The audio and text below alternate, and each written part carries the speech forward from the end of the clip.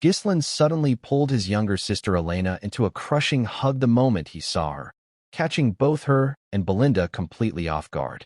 Elena's cheeks flushed bright red. "What the hell, Ghislain?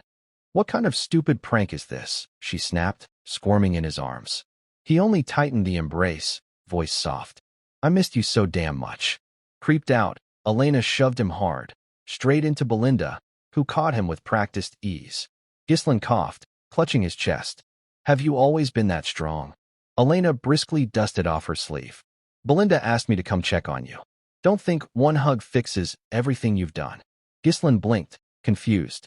"Fix what? You called me annoying every single day. Said even my breath disgusted you. Ring a bell." The words hit him like a slap. In his previous life, he really had been a jerk to her. Rubbing the back of his neck, he muttered a sincere, "I'm sorry, Elena." Both girls froze. Elena's eyes widened. "Wait, did that orc smash your head in or something?"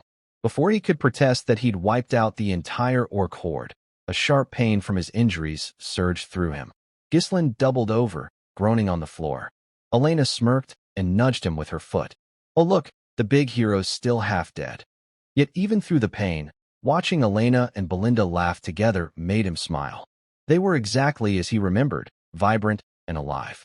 In his last timeline, he'd brushed her off when she invited him to this very festival, claiming he was too upset about the failed raid. That was the last time he ever saw her alive. Her shredded body had been found with her guards the next morning. He trembled at the memory. Never again. A knock broke the moment. Elena's bodyguards, Jamal and Philip, stepped in. "My lady, the servants need you to inspect the festival supplies," Jamal said. Ghislain frowned. "Why does my sister have to do manual labor?" Belinda snorted. "Because someone has to, and you're always holed up in your room like a lazy cat." Ghislain wondered if they really were that short of workers in Perdium. Elena waved as she left with her guards. On impulse, Ghislain called after her, "I'll help too." The hallway went dead silent. Elena slowly turned around. Belinda's jaw dropped. Did he just volunteer? He definitely hit his head. The scene shifted to the bustling town square the next day. Workers hung lanterns and set up stalls, but everyone kept stealing nervous glances at Ghislain trailing behind Elena. She kept trying to shove him away, saying the people would be too scared to work with him around. Ghislain playfully asked if that was how she treated someone who had offered to help, but Elena replied, saying he could help by disappearing. But Ghislain would not falter. He wanted to protect her from her imminent doom and investigate the castle, to know its ins and outs. A panting voice suddenly cut through the crowd. "Young Master Ghislain." Ghislain recognized the familiar voice, calling out, "Old Knight Fergus." Standing before him panting, face wet with tears, the knight seized Ghislain's shoulders. "I heard about the orcs. Thank the gods you're alive." Elena's eyes lit up with mischief. "Perfect timing, Sir Fergus.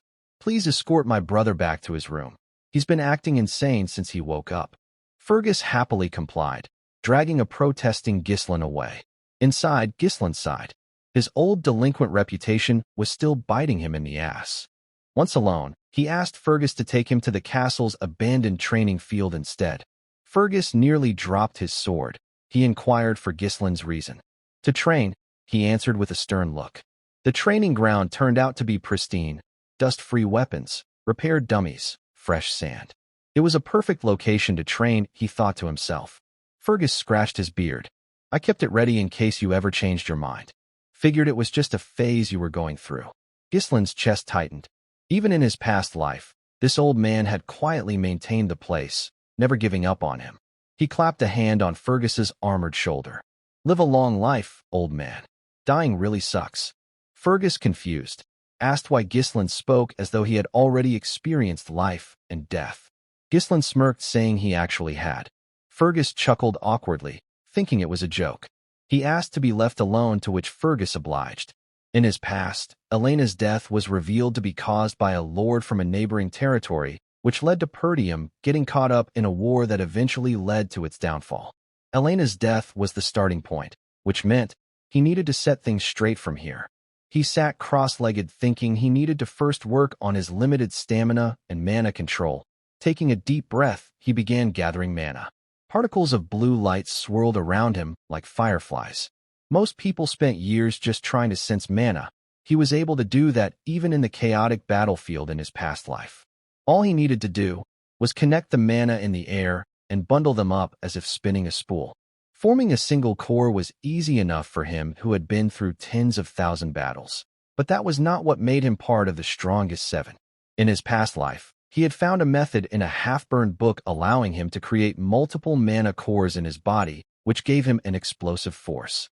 He forced a second and then a third core into existence. Blood poured from his nose and mouth. His veins burned. In his previous life, he'd managed 5. This time, 3 was his limit, for now.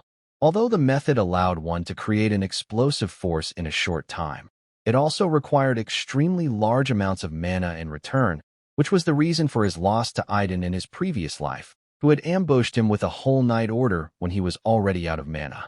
Wiping the blood with a feral grin, he stood. Aiden, House Delphine, everyone who helped destroy Perdium. I'll rip you all apart.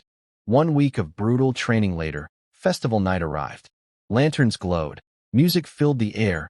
Ghislain strapped his sword by his side, making his way to Elena. Elena stunned he'd actually shown up. You said festivals were boring and childish, she teased. It is my duty to attend as a Perdium, he answered smoothly. You've been weirdly strange lately. I heard you've been doing nothing but training this past week. Ghislain asked what was wrong with the next in line of a knight family doing some training. Elena poked further, saying he never showed any interest before and even found their father annoying, saying he wanted to rule as soon as he could. Her words struck deep at Ghislain. But I like things the way they are now, she said, hopping off with a smile. It seems you're back to your old self again.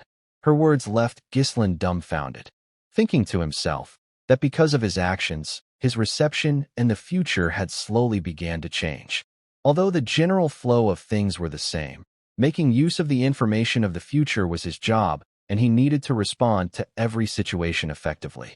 All preparations were complete. As the hours went by, Ghislain never dropped his guard, scanning every shadow. The festival was winding down. Elena, sitting at the foot of a stairway, expressed her displeasure at the festival always feeling more boring every year she experienced it.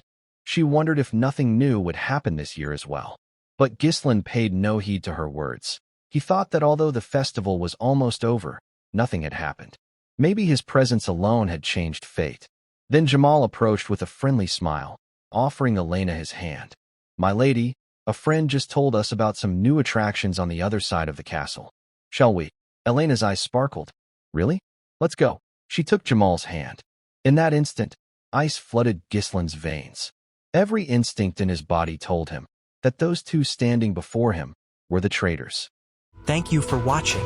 If you enjoyed this manhwa recap and want to catch the next chapter, smash that subscribe button, like, and hit the notification bell. Got a favorite manhwa you'd love to see recapped? Drop it in the comments below, and I'll see you in the next one.